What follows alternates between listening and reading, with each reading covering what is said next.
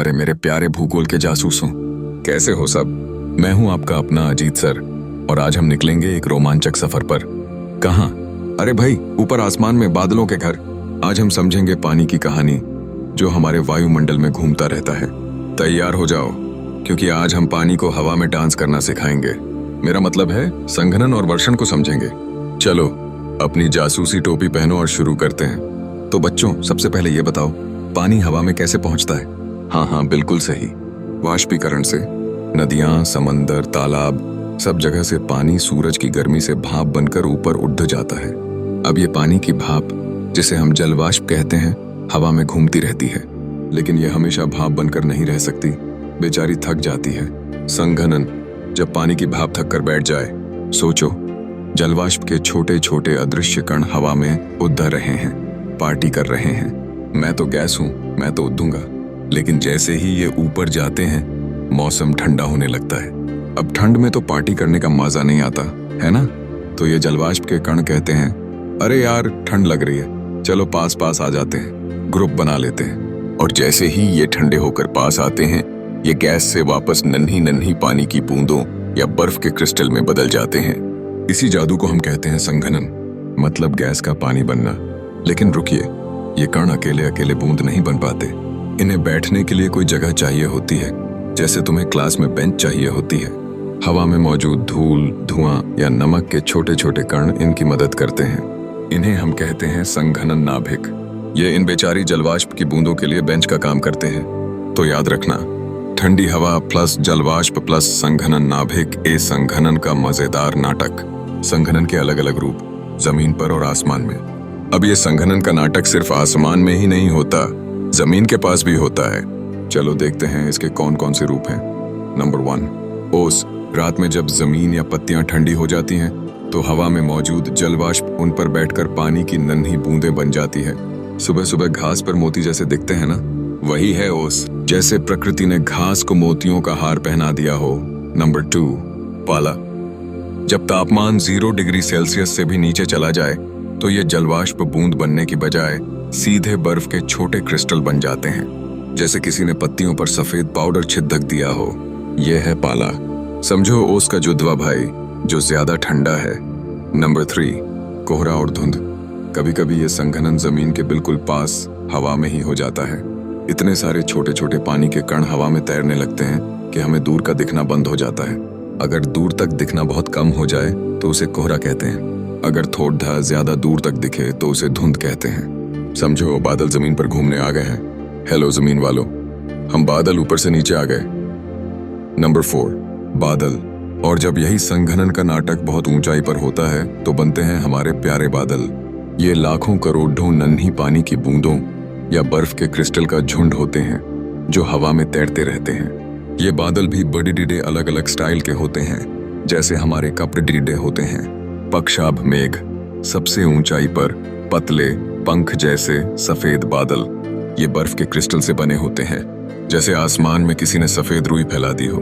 कपासी मेघ, फूले फूले रुई के ढेर जैसे दिखने वाले बादल। ये अक्सर साफ मौसम में दिखते हैं, जैसे आसमान में किसी ने पॉपकॉर्न बिखेर दिए हों। स्तरी मेघ, चादर की तरह फैले हुए स्लेटी रंग के बादल।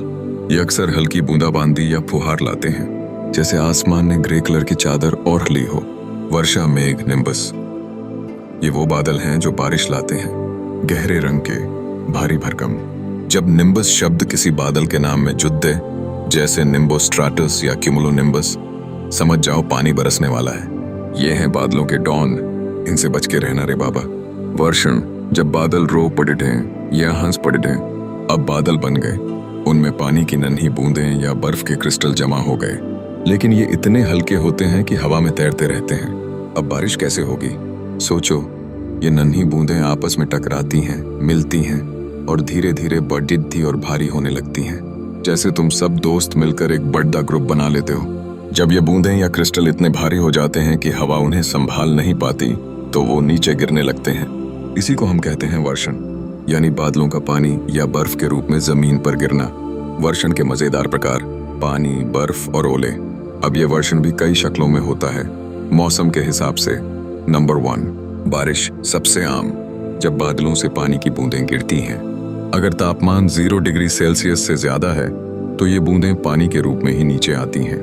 कभी हल्की फुहार, कभी मूसलाधार, जैसे बादल खुशी के आंसू बहा रहे हों। नंबर 2, बूंदाबांदी। बहुत ही महीन छोटी छोटी पानी की बूंदें। ये अक्सर स्तरी मेघ से होती है। बारिश का छोटा शर्मीला भाई समझ लो। नंबर 3, हिमपात।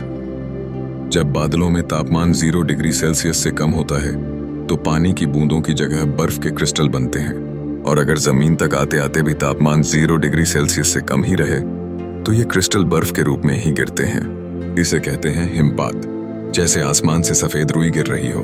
नंबर 4, सहिम वर्षा। ये थोड़ी कंफ्यूजिंग है।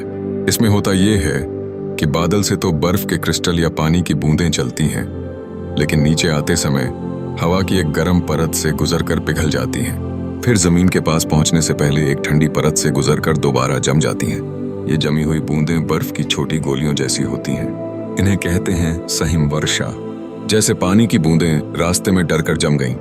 नंबर 5, ओले। ये तो तूफानी कपासी वर्षी मेघ के अंदर बनते हैं। इन बादलों में हवा बहुत तेजी से ऊपर नीचे होती है।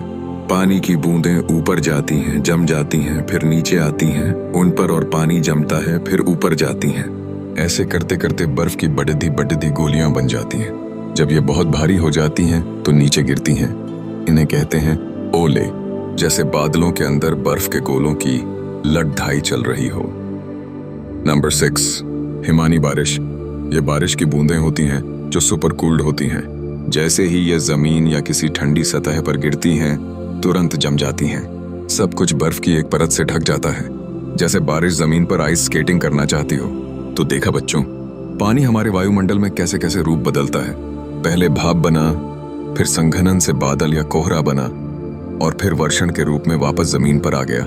ये पूरी एक कहानी है, एक जल चक्र का हिस्सा है।